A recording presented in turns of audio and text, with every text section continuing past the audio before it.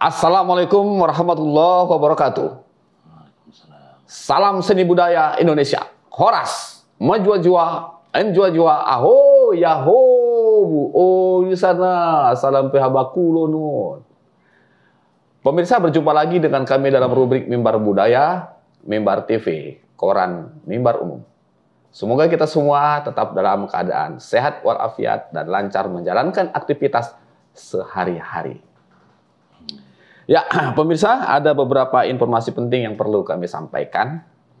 Dalam catatan redaksi untuk beberapa agenda budaya ini, agenda budaya ada terjadi pada beberapa tempat. Perlu kami laporkan. Ya, dalam segmen agenda budaya ini ada kegiatan Desember Kopi Gayo. Wah, ini Desember Kopi Gayo. Ini berlangsung dari tanggal 9 sampai 16 Desember 2023. Wah, ini kegiatan yang luar biasa nih pemirsa. Sesuai dengan judulnya, Desember Kopi Gayo. Wah, ini tentunya kegiatannya berlangsung di beberapa tempat yang bersangkut paut dengan kopi. Wah, ini. Nah, kegiatan ini selalu diadakan dan diprakarsai oleh penyair Indonesia asal Aceh, yaitu Fikar Weeda. Wah, ini saya dan kelompok juga pernah nih diundang mengisi acara kopi ya. Tempo hari masih November Kopi. Wah, ini sudah naik. Jadinya Desember Kopi. Nah, ada beberapa kegiatan yang ditaja ya oleh penajanya kali ini adalah Desko Gayo. Nah, Desko Gayo ini dipimpin oleh Fikar Weeda. Nah, kali ini mereka mendatangkan 3 sastrawan nasional dari Jakarta. Nah, ketiga-tiganya ini antara lain, wah ini Tatan Daniel. Wah, ini Tatan Daniel ini lama domisili di Jakarta, tetapi sungguhnya Bang Tatan ini atau Datuk Tatan ini berasal dari Asahan ya, dari Sumatera Utara dan pernah memimpin Anjungan Taman Mini Indonesia Indah, Anjungan Provinsi Sumatera Utara. Nah, ini Bang Tatan mengisi di sana. Kemudian sahabat kita Muhammad Okta dan Mita Katoyo. Nah, 3 orang ini ikut memeriahkan Desember Kopi Gayo di Kabupaten Bener Meriah dan di Aceh Tengah. Wah, ini 2 kabupaten, begitu. Nah, acara digelar secara maraton, ya, sejak dari tanggal 9, 10, 11 sampai 16 Desember. Wah, ini biasanya acaranya ini ada di kebun kopi, ada di kedai kopi, ada di pabrik kopi, tempat penggilingan kopi. Wah, ini biasanya seperti itu dibuat. Ya, nah semoga nanti kapan-kapan kita bisa secara khusus membahas Desember Kopi. Ya, nah kemudian tanggal 5 Desember, wah ini Pak Safwan Hadi Umri meluncurkan buku novelnya Benteng Bonjol. Ya, yang minggu lalu sudah kita bahas di rubrik kita ini, dan itu ya diluncurkan di Universitas Sumatera Utara bekerja sama dengan Satu Pena Sumatera Utara. Wah, ini salut ini untuk Pak Safwan Hadi Umri yang masih terus menulis. Ya, nah kemudian pada tanggal 10 sampai tanggal 14 Desember barusan, nah sejumlah seniman budayawan kita mengikuti Musyawarah Nasional Dewan Kesenian dan atau Dewan Kebudayaan se-Indonesia di Jakarta. Nah, Musyawarah Nasional ini diikuti oleh hampir 300 seniman dan budayawan yang berasal dari pengurus Dewan Kesenian, Dewan Kebudayaan, pelaku budaya, pelaku komunitas kesenian, dan kalangan birokrat yang mengelola kesenian dan kebudayaan di Indonesia. Nah, kegiatan itu ditaja oleh Direktorat Jenderal Kebudayaan, Kementerian Pendidikan, Kebudayaan, Riset, dan Teknologi. Dibuka oleh Dirjen Kebudayaan Pak Hilmar Farid dan ditutup oleh Sekretaris Dirjen Kebudayaan. Dan ada beberapa rumusan dari hasil sidang-sidang komisi, dari mulai sidang komisi pertama sampai sidang komisi 5, yang intinya adalah bagaimana memperkuat posisi Dewan Kesenian di Indonesia. Dewan Kesenian di Indonesia selama ini hanya berasaskan, bermodalkan pada instruksi Menteri Dalam Negeri pada tahun 1992. Jadi rupanya ini mungkin, ini instruksi Menteri Dalam Negeri belum begitu kuat, sehingga perlu dukungan payung hukum yang lebih kuat. Begitu. Nah, semoga nanti hasilnya bisa dilaksanakan dengan baik, begitu. Dan rumusan yang disebut dengan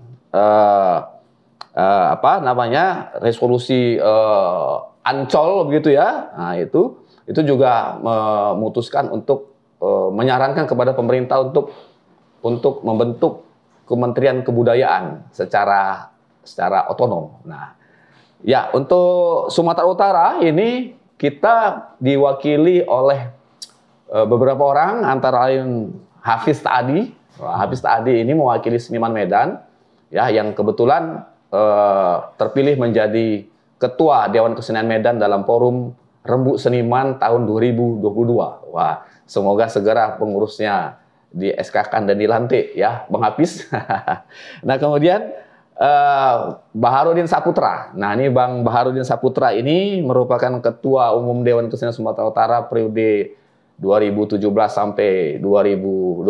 Wah, ini juga sebetulnya Dewan Keseniannya sudah dimisioner juga. Ya, semoga segeralah digelar musyawarah seniman Sumatera Utara untuk meneruskan Dewan Kesenian Sumatera Utara pada periode yang akan datang.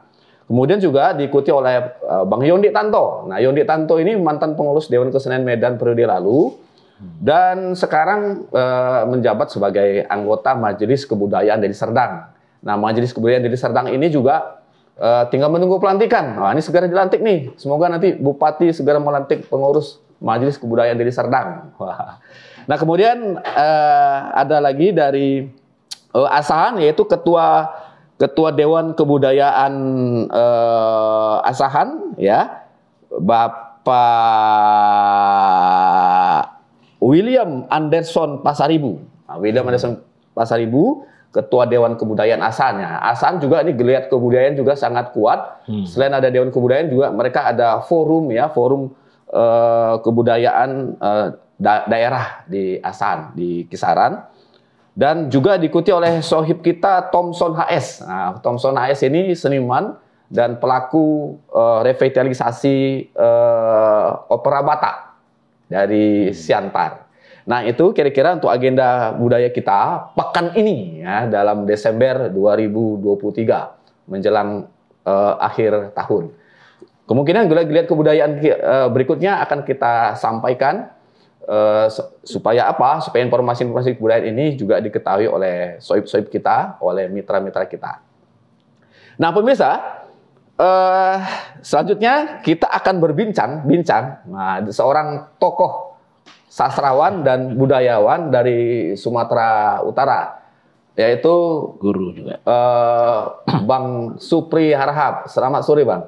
Selamat sore. Assalamualaikum warahmatullahi wabarakatuh. Waalaikumsalam warahmatullahi wabarakatuh. Bang Supri, nah, saya memanggilnya Bang Supri, padahal ini guru saya, pemirsa.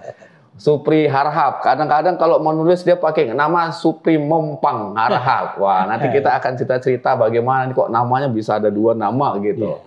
Dan beliau menulis sastra itu sejak mahasiswa, sejak berkuliah di IKIP Negeri Medan. Nah, di sini sangat menyejarah, Bang.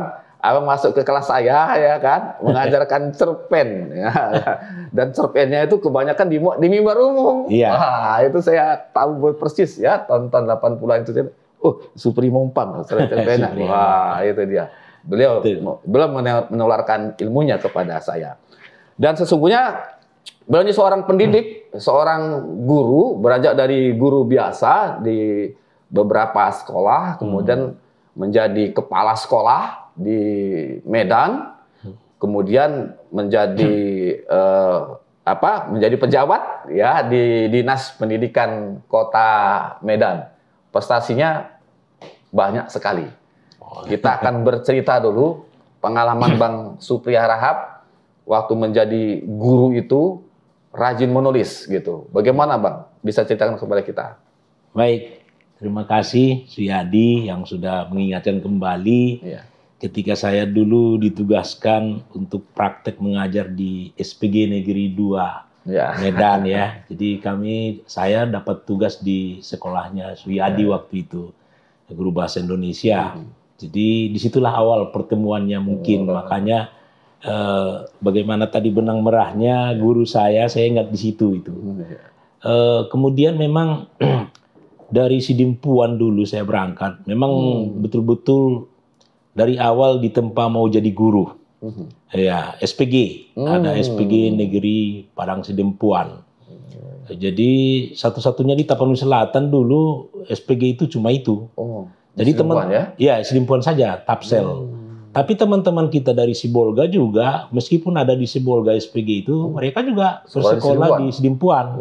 Nah, itu yang Sidimpuan ke Medan? Iya, di Sidimpuan ya? Iya, di Sidimpuan tetap di Sidimpuan. Ya. Tapsel itu kan 2 sekali, di Sidimpuan lah pusatnya. Tapi kawan-kawan yang dari Sibolga meskipun ada di sana SPG datang juga ke Sidimpuan. Makanya, itu yang posisinya sekarang quick school dulu itu Bang ya, yang di Sidimpuan itu ya? Oh, indah, itu udah pindah. Kalau sekolah saya sekarang ini sudah di daerah yang baru kan. Itu dari Sadabuan di komplek persekolahan memang itu. Jadi ketika saya ke Sadabuan sekarang ya. Sadabuan. Iya, sudah tidak di yang lama itu yang di Sidimpuan yang dekat SMA 1 Sidimpuan. Ya, di belakang SMA 1 SMA 2 itu namanya kampus lama. Kampus lama. Nah, itu juga menjadi sangat menyejarah itu. Iya. Karena juga dipakai untuk perkuliahan IKIP itu dulu. Iya. Jadi makanya betul-betul kalau untuk jadi guru di sana lah memang. Iya. Cuma karena komplek persekolahan Sadabuan yang baru SPG itu dibangun di sana. Jadi saya bersekolahnya di situ. Nah, itu dia. Jadi di Sidimpuan pun dulu sebetulnya memang ketertarikan terhadap seni khususnya sastra itu sudah ada. Tapi medianya yang belum ada. Kalau di sana kan tidak ada media yang bisa mengekspos, mempublikasi karya kita nggak ada. Paling ada mungkin radio lah, sebatas membaca puisi di radio. Itulah dia media sastranya dulu. Jadi tahun 1984 selesai dari SPG, melanjutkan studi ke IKIP Medan, berhasil lulus.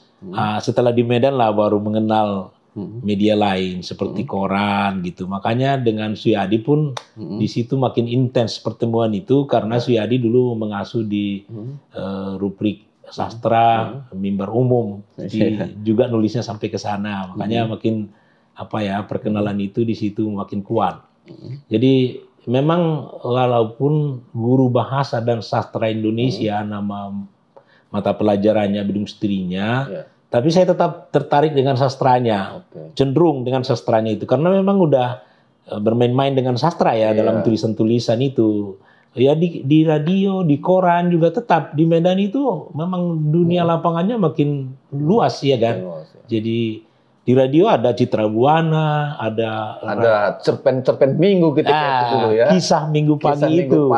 Ya, itu juga sudah di situ ikut. Oh, ngirim tulisan juga Bang? Ya. Wah, luar biasa. Itu suka sekali mendengarkan itu, membaca itu tiap pagi-pagi kan hari Minggu, mendengarkan itulah. Mendengarkan setiap Minggu pagi kita dengar cerpen. Iya.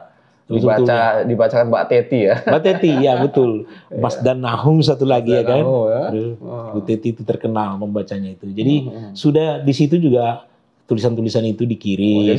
Jadi sastra radio juga rupanya tadi.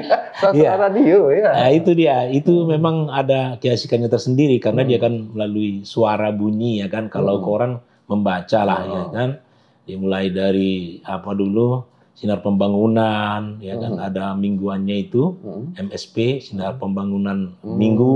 Medan Post sekarang ya. Medan Post itu yang kemudian menjadi itu Medan ada Post. juga rubriknya ya. Ya, di situ dulu sama Mbak Laswiati Piska ya. Iya, Laswi. Mbak Lasti. Itu penyair nasional juga itu. Ya, beliau orang mimbar umum juga itu. Oh, nggak tahu. Oh iya. Orang mimbar. Pernah di Sinar Pembangunan juga Kak Laswi ya. Ya, beliau di bidang apanya sastranya itu dia.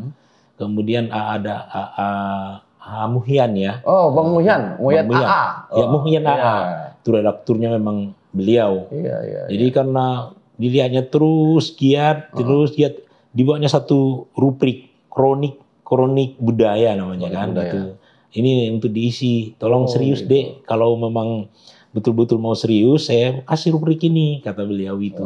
Ya itulah awalnya, itulah sejarahnya, makanya mulai semangat menulis itu khususnya di sastra itu di situ awalnya. Wah, ini baru tahu kita nih ya kan. Rupanya memang berawal dari sastra radio sastra koran iya.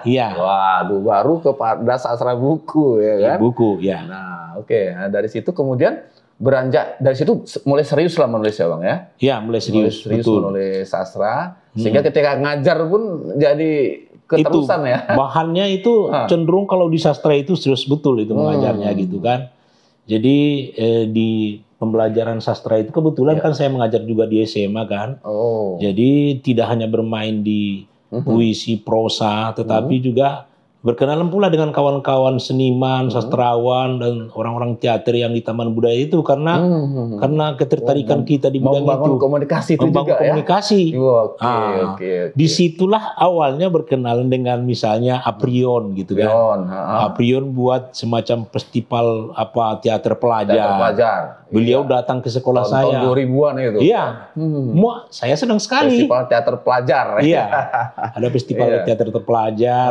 Beliau pertama kali memperkenalkan teater itu seperti apa kepada kami di SMA Dharma Pancasila waktu itu. Jadi saya pun karena tertariknya saya permisi ke kepala sekolah, permisi ke yayasan mau membuat semacam komunitas Dharma Theta itu ya. Ya, Dharma Theta. Ada tuh. Nah, itu kami yang bentuk kemarin. Jadi memang pementasannya dari Aprion waktu itu membawakan naskah Rintrik. Itu Danarto. Wah, luar biasa memang kalau itu kan. Jadi setelah beliau latih saya tahun pertama, tahun kedua coba nulis sendiri katanya. Itulah saya tulis naskah Negeri yang Tabah. Negeri yang Tabah itu naskah memang saya coba-coba untuk membuat bagaimana naskah drama itu gitu kan. Itulah. Jadi kami mainkan di festival berikutnya itu kami ikut membawakan itu. Jadi saya sutradara sendiri, saya latih-latih sendiri anak-anak. Tapi kemudian ketika sudah mau final, mau ke Taman Budaya, saya panggil juga kawan-kawan yang dari Taman Budaya untuk melihat. Panggillah seniman untuk melihat. Iya, untuk melihatnya. Untuk memoles. Memvalidasinya seperti apa, kualitasnya udah sudah gitu. layak nggak nih mental budaya gitu ya. Itu. Mereka juga antusias. Dibawa ke sekolah, kawan-kawan seniman teater di Taman Budaya itu senang. Makanya, gayung bersambut lah. Betul. Nah, itu. Jadi saya sangat emosional dengan dengan pementasan Negeri yang Tabah itu karena itu yang kemudian mengangkat saya di tahun 2009 ketika saya ikut di seleksi guru berprestasi. Ya, itu di Medan dulu harus dapat peringkat 1 dulu baru boleh ke provinsi. Di provinsi harus dapat peringkat 1 dulu baru boleh ke tingkat nasional. Alhamdulillah melalui naskah ini yang saya perkenalkan bisa berhasil di Medan dapat peringkat 1 Gopres SMA dengan SMK karena SMA SMK itu satu kategori. Satukan. SLTA lah. SLTA waktu itu. Iya betul. Jadi bisa berhasil di provinsi juga peringkat 1 di nasional pun alhamdulillah itu naskah saya itu bisa berhasil juara 1. Alhamdulillah. Wah, luar biasa. Makanya ini sudah dibukukan belum tuh naskahnya? Naskahnya itu dulu diminta supaya bisa dipentaskan generasi berikutnya kan. Jadi sebetulnya memang sayang tidak terdokumentasi dengan baik. Waduh. Itu kelemahannya. Ya, kita mungkin dulu masih pakai mesin tik manual, ketip cepet gitu ya. Ketip cepet. Itulah memang dulu kan itu yang ada kan. Itu pun mesin tiknya yang kita colong juga, ambil kesempatan dari sekolah. Kita belum punya itu kan. Jadi begitu kepala sekolah pulang, pinjam, ambil, pakai hari Minggu mengetik lah, pakai itu. Memang masih begitulah situasinya. Betul. Sehingga susah didokumentasikan ya. Susah. Memang. Waduh, sayang dulu kan itu. membuat kopinya itu pakai kertas apa itu yang hitam yang di karbon ya. Kertas karbon. Karbonnya itu kan itu. Bisa ada tindasannya gitu ada tindasannya satu lembar di belakang. Kalau untuk membuat 3 mengatur-aturnya terlalu lama kan. Kita cukup satu apa aja, kopinya satu. Itu yang tidak terdokumentasi dengan baik. Kalau masih ada kan bisa diketik ulang ya. Iya. Itu susahnya memang dulu itu. Negeri yang tabah. Nah, jadi dari situ terus bagaimana beranjaknya berikutnya? Ya, di kementerian pun, ya sekarang istilah kementerian, kalau dulu kan masih departemen ya. Departemen pun ternyata. Oh, dulu departemen namanya? Ya, Departemen Pendidikan dan Kebudayaan. Depdikbud. Depdikbud RI. Salah sebut Dakdikduk. Iya, Depdikbud kemudian menjadi Depdiknas. Depdiknas. Tahun 2009 ya, Depdiknas. Depdiknas waktu Pak SBY. Pak SBY presiden. Nah, iya. 2024 ya, mulai ya. Iya. Udah Depdiknas ya? Ya, Depdiknas. Iya. Di sana ternyata hobi guru yang di bidang sastra itu tersalur ada satu proyek di kementerian itu, saya nggak tahu di direktorat mana itu, tapi proyek pembelajaran sastra. Setiap tahun rutin mereka membuat semacam lomba. Ya, ada 2 kategori lomba yang dibuat itu. Lomba menulis cerita pendek dan lomba mengulas karya sastra. Iya, LMCP, LMKS. Bagus sekali itu. Ada lomba menulis karya kreatifnya, ada lomba mengulasnya. Jadi silakan guru bahasa yang kecenderungannya kepada sastra boleh bermain di 2 kategori ini. Jadi pertama kali saya ikut, waktu itu baru pindah saya dari Nias. Saya pertama ditempatkan di Pulau Nias sebetulnya. Pertama ditempatkan di Nias malah ya? Di Nias. Tahun 1998, PNS-nya ke sana, lulus memang murni. Kalau sebelum-sebelumnya 10 tahun saya testing kan nggak pernah lulus-lulus. Waktu itu sistem ujiannya dibuat komputer. Oh gitu. Komputer. Waktu itu kanwilnya namanya Pak Soekarno. Iya. Dia buat Pak Soekarno ya. Pak Soekarno itu. Dia buat sistem komputer, lulus, tapi mungkin grade-nya rendah di Nias. Saya berangkat. Padahal masa Pak Soekarno itu biasanya lulus itu di mana kita di situ kita ditempatkan tuh. Ya itu dah. Di mana tempatkan. Makanya saya. Mulai tahun 1994, 95 itu mulai itu. Kalau saya penempatannya itu di 98. 98 memang ya. 1 Januari 98. Orang rumah juga begitu gembira, begitu saya katakan lulus. Tapi di mana katanya? Begitu saya katakan. Saya mengatakan tempatnya itu pun Ida Nogawe itu gak susah. Di mana itu? Di Nias. Waduh, yang tadinya sudah bergembira, agak sedikit mendung di rumah mendengarkannya itu. Tapi saya nggak ada berubah pikiran karena Pak Soekarno bilang Anda berangkat. Saya sudah ke sana. Bagusnya situ, nggak seperti dulu lagi. Ombaknya tinggi, sodok itu. Banyak mau dilihat di sana. Gitu. Makanya dia bilang. Nanti kalau tidak mengambil itu di blacklist, nggak bisa PNS lagi. Berangkat aja. Saya berangkat. Orang memang dilahirkan dari desa di Angkola sana kan, di Tapsel. Saya memang di desa, di bawah kaki bukit Simincak, Tor Simincak itulah rumah saya. Udah terbiasa. Saya berangkat ke sana 2 tahun, bisa pindah. Kepindahan saya ke Medan, kembali saya ke sekolah saya yang swasta yang lama di Semedar Pancasila itu, Dharma Pancasila itu, disitulah kesempatan saya mengikuti lomba LMCP itu. Saya tulis naskah Ketilang itu tak bernyanyi lagi, itu cerpennya. Ternyata juri di kementerian menyatakan itu finalis gitu kan. Memang 25 karya terbaik itu dipanggil ke Jakarta. Semuanya difasilitasi kementerian. Semua difasilitasi. Makanya pertama kali naik pesawat itu kesannya karena itu. Selamanya nggak pernah naik pesawat di pesawat Jatayu. Saya masih ingat di kantong saya ada pulpen. Saya ambil kertas dari tas saya itu. menunggang cerpen, puisi pendek. Itulah pertama kali kesannya itu, seperti ini naik pesawat buat seorang guru yang dari pedalaman, pikir saya. Itu jadi ide baru untuk tulisan juga itu ya? Tulisan, tapi hanya puisi pendek saya buat, menunggang cerpen pertama kali naik pesawat. Jadi itu terus saya ikuti 2003-nya, 2004 sampai 2009 itu terus saya ikuti dan terus pula menjadi finalis. Iya. Terakhir itu jurinya itu mengatakan ini nggak bisa ini, mereka ini aja yang datang tiap tahun saya lihat. Itu 2002 sampai 2008 ini coba. Ini manusia-manusianya.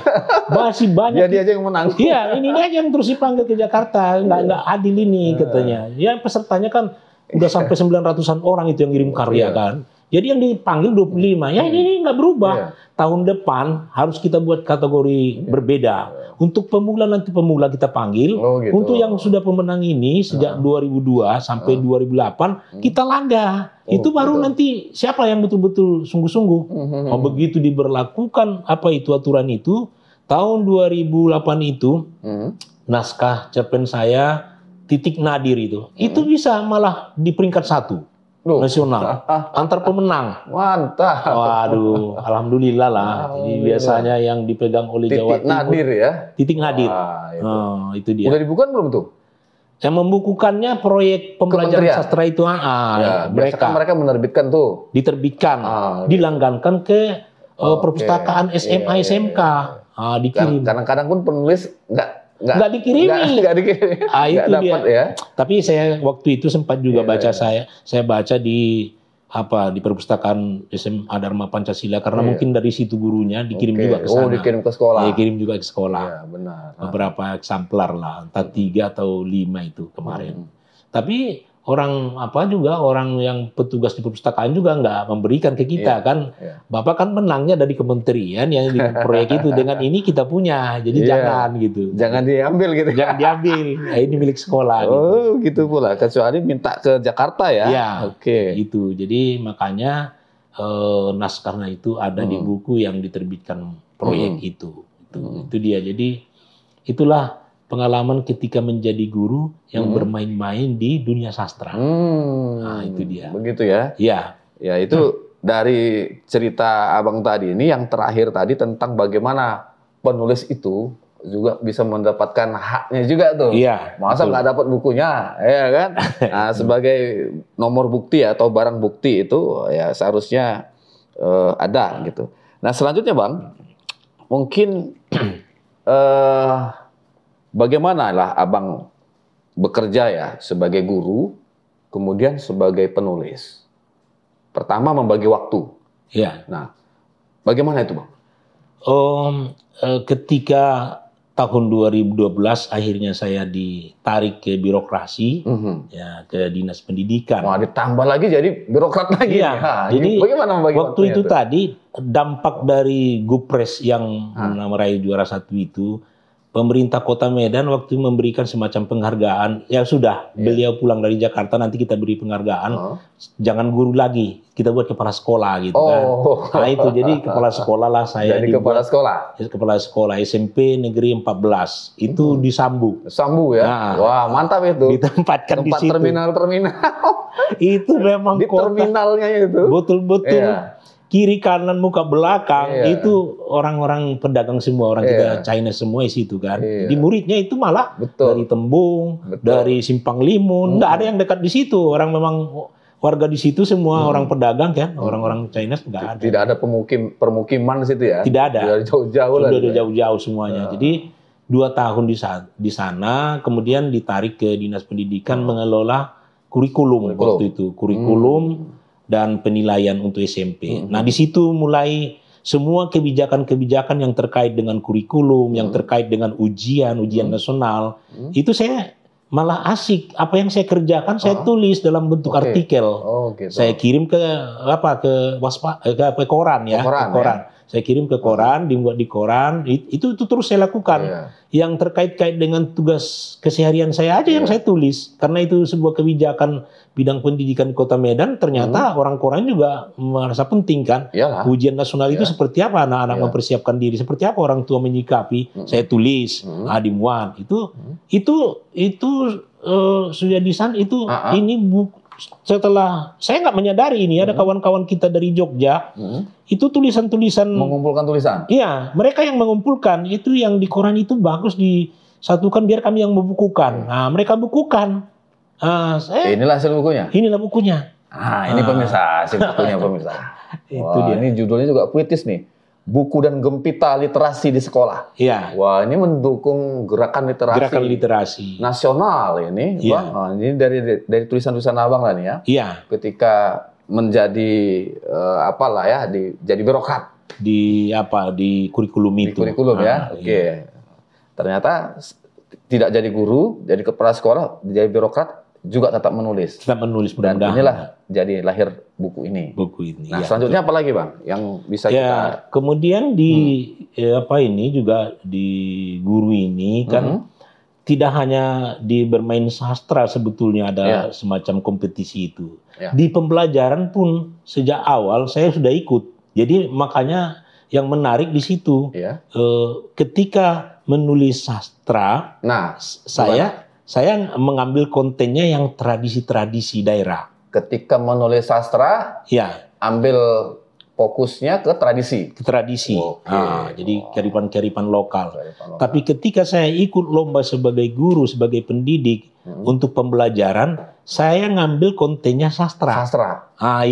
Bermainnya di sastra. Apa bedanya, Bang? Satu konten sastra, satu tradisi. Sastra malah ke tradisi.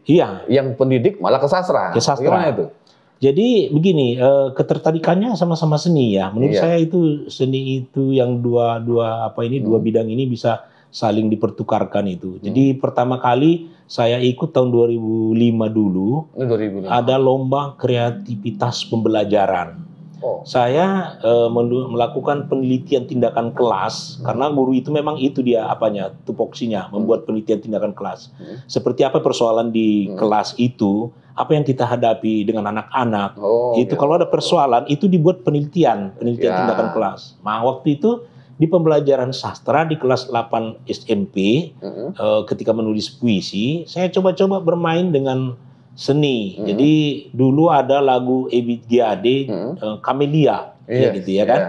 Camellia ini. Camellia yang berapa nih ya kan? Camellia itu ada beberapa ya kan, Camellia 1, 2, 3 gitu kan. Jadi teks Camellia itulah yang saya gunakan untuk memicu kreativitas anak-anak berimajinasi untuk menciptakan kata-kata untuk di diksi puisi. Lagu itu ya? Iya, teks lagu itu. Tetapi begitu sampai di Bogor waktu itu penjuriannya selalu di Bogor, bukan di Jakarta. Ada satu juri dari UNESA itu, dia bilang ini tidak ada kreativitasnya. Ini kan lomba kreativitas pembelajaran. Tidak ada kok di sini, tidak ada kreativitas. Kreativitas itu tidak ada. Anda mengambil teks lagunya Ebit G.Ade. Lagunya itu Camellia. Memang sudah puisi. Jadi nggak ada kreativitas di situ. Anda sudah mengajarkan puisi itu. Saya terdiam waktu itu. Gimana menjawab ini? Tapi teringat terus. Buat anak SMP kelas 2, kelas 8 sekarang. Kalau tidak kita buat contoh sebagai masternya. Itu sulit buat mereka itu. Kalau anak langsung terjun disuruh berimajinasi. Berat. Tapi ketika bermain-main dengan contoh yang sudah ada. Apalagi kan lagunya itu kan bisa diputar di kelas, bagaimana menyanyikan itu Ebit G.Ade kan. Di situ nilai seninya itu merasuk ke dalam jiwa mereka itu, pilihan kata itu baru kita bahas sedikit. Itulah memicu dia berkreativitas, saya katakan. Saya tetap mengatakan harus ada contoh dulu lah buat anak-anak SMP. Kalau SMA mungkin bisa lah karena dia sudah bisa lebih bebas belajar ya kan. SMP enggak, harus dipicu dengan sebuah contoh saya katakan. Jadi saya rasa kreativitasnya di situ. Bertahan saya waktu itu. Berarti ada belajar dari bunyi, ya kan? Belajar melalui bunyi, masuk ke imajinasinya. Kemudian betul. Kata-kata tertulisnya itu ya. Sambil lihat teks, kemudian mendengar. masuklah di imajinasi. Iya. Itulah sekarang kita pelajari dengan musikalisasi puisi kan ada kan, dan inputnya itu lebih banyak. Dia tidak hanya membaca teks, tetapi juga melalui bunyi yang disimaknya. Iya, dia kemudian memproduksinya melalui tulisan. Iya. Kalau sampai nanti disuruh wah bagus juga itu jadi ide baru. Transformasi bunyi pada sastra jadinya ya, untuk meningkatkan imajinasi. Kalau nanti memproduksinya dia sampai menulis saja, Tapi kemudian kan guru juga meminta bagaimana bacakan dulu puisi yang dibuat. Udah disuarakannya lagi, dibicarakannya lagi kan. Jadi ada lagi semua, pokoknya 4 keterampilan di bahasa itu saya rasa terpakai semuanya. Menyimak, membaca, menulis, bicara. Terpakai kalau itu caranya dibuat itu. Makanya kemarin itu ketika dosennya profesor pun, tapi kalau kita merasa bahwa itu pendapat kita itu benar, pertahankan. Nah itu saya ingat. Jadi 2005, 2006 saya pakai juga teknik itu untuk SMA karena saya tetap mengajar di SMA waktu itu, swasta. Saya ikutkan juga itu, tetap juga finalis juga. Jadi finalis. Jadi sejak 2002 di Cerpen, di menganalisis sastra juga pernah saya analisis cerpen-cerpennya Gustav Sakai itu, sublimasi Gustav Sakai pada perempuan buta dan kemilau cahaya. Kan itu antologinya itu kan. Itu saya analisis itu. Jadi finalis juga. Kali itulah saya mencoba menganalisis. Selalu bermain-mainnya dinulis dinulis prosa, membuat cerpen. Tapi kali itu saya karena tertarik. Itu pun cerpen-cerpen yang saya pilih cerpen-cerpen yang mengandung nilai-nilai tradisi yang luar biasa. Oh begitu. Iya. Perempuan buta dan kemilau cahaya itu luar biasa itu. Betul-betul kalau disebut itu sastra tradisi ya. Iya. Yang dibuat ini orang mahasiswa USU ini kan jadi sastradisi gitu ya. Sastra yang basisnya adalah akar-akar tradisi ya. Nah, itu yang menjadi bahan objek kajian Abang ya. Iya.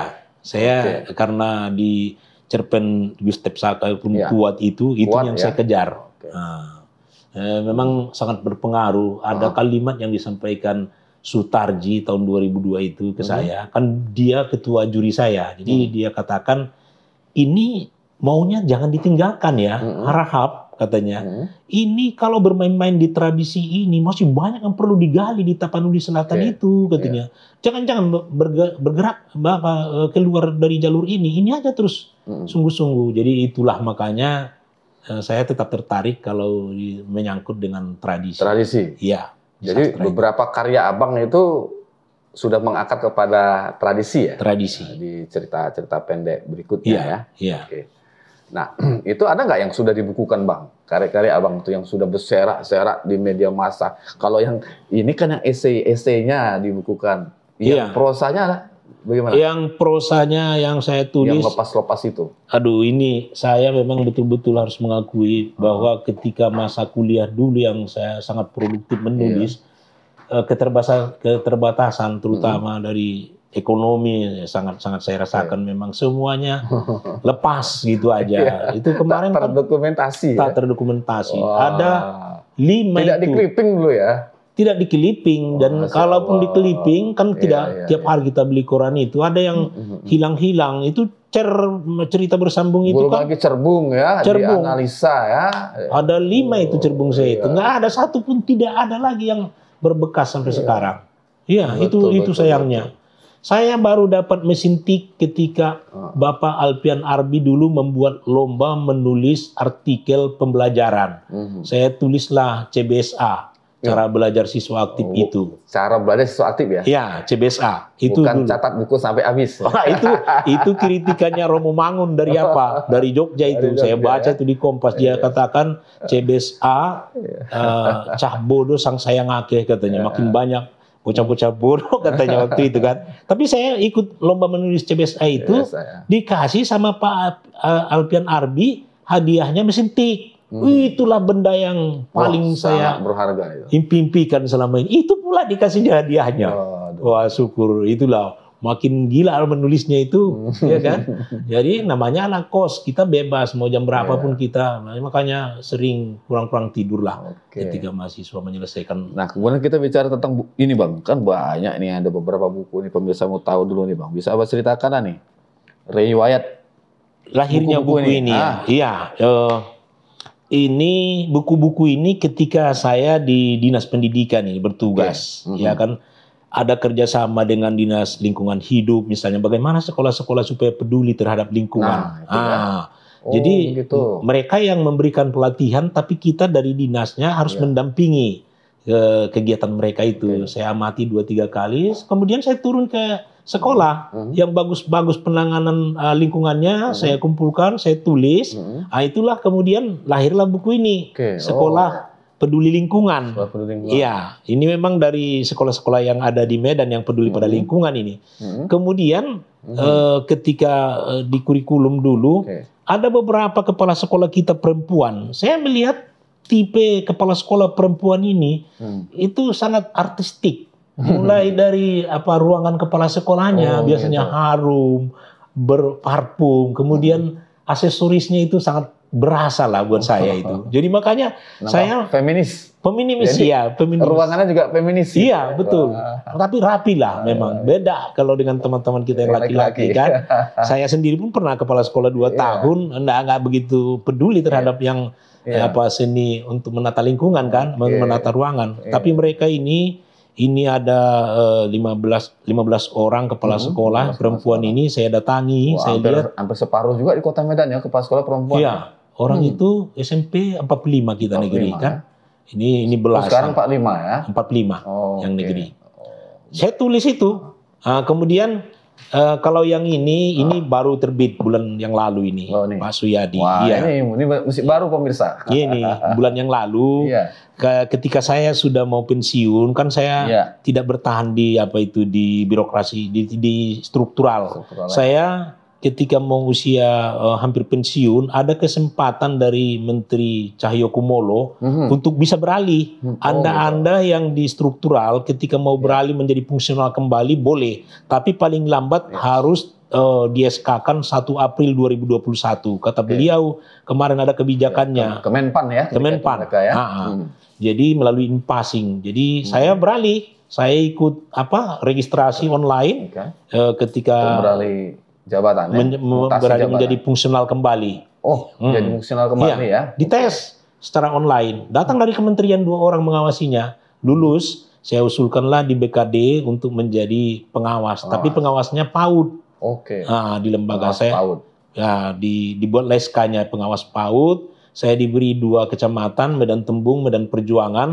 Ada 21 lembaga PAUD di situ yang saya awasi. Ketika saya mau pensiun, saya tulislah buku ini. Bagaimana lembaga-lembaga saya itu. Dan yang lebih menguntungkannya lagi, hanya 4 hari lagi sebetulnya masa tugas saya mau berakhir. Ada pula semacam lomba dari Direktorat Dirjen GTK, Guru dan Tenaga Pendidikan dari Jakarta. Lomba lomba inovasi dalam pendampingan. Berhasil kemarin itu. Saya bisa berhasil meraih yang terbaik di Sumatera Utara. Yang untuk penilik, saya yang mewakili Sumatera Utara ke tingkat nasional kemarin.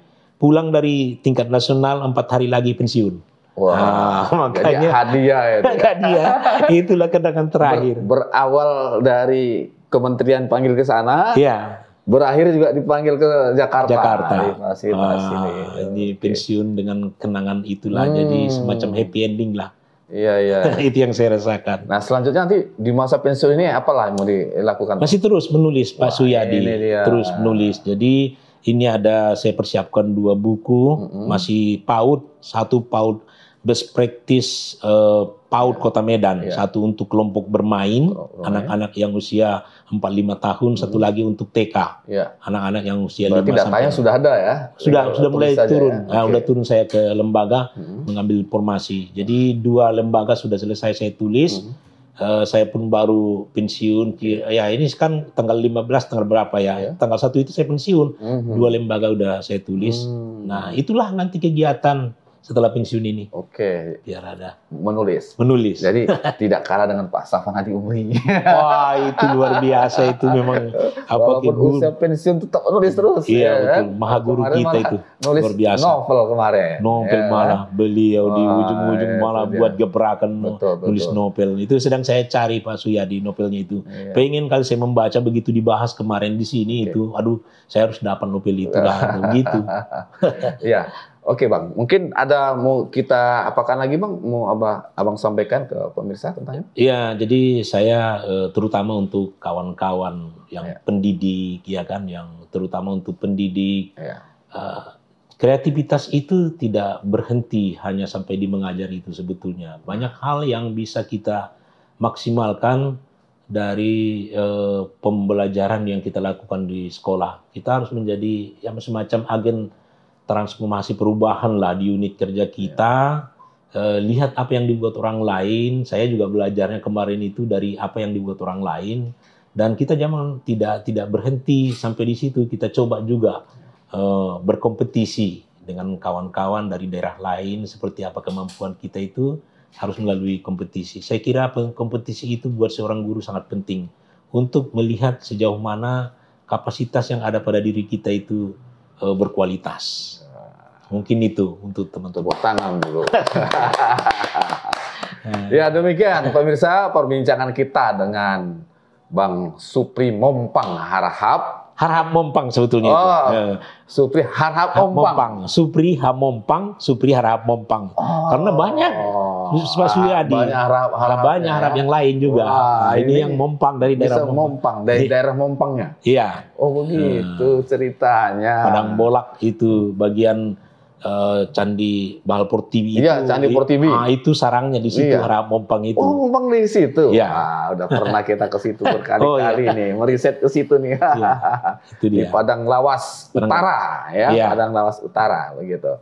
Ya, perbincangan kita dengan Bang Supri Harahap bermula dari seorang mahasiswa yang aktif menulis, kemudian juga menjadi pemicunya ketika menjadi mahasiswa, kemudian menjadi tenaga pendidik, menjadi pengajar, beliau terus berprestasi sehingga terpilih menjadi guru berprestasi, menjadi gupres, dan intinya adalah melalui sastra, beliau konsen pada menulis sastra, kemudian menjadi birokrat di sekolah dan di Dinas Pendidikan Kota Medan, masih terus berkreativitas.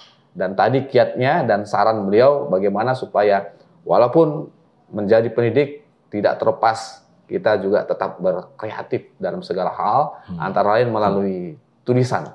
Nah, semoga ini bisa menjadi motivasi atau pemicu untuk teman-teman guru-guru se-Indonesia yang menyaksikan acara kita ini. Demikian. Terima kasih Bang Supri. Iya, terima kasih kembali. Oh ya, silakan diminum Bang. Iya. Ada ya. Nah, demikian. Salam seni budaya Indonesia. Horas, menjua-jua, enjua-jua. Aho, yaho, oh di sana. Salam PHB. Matur nuwun. Assalamualaikum warahmatullahi wabarakatuh. Waalaikumsalam.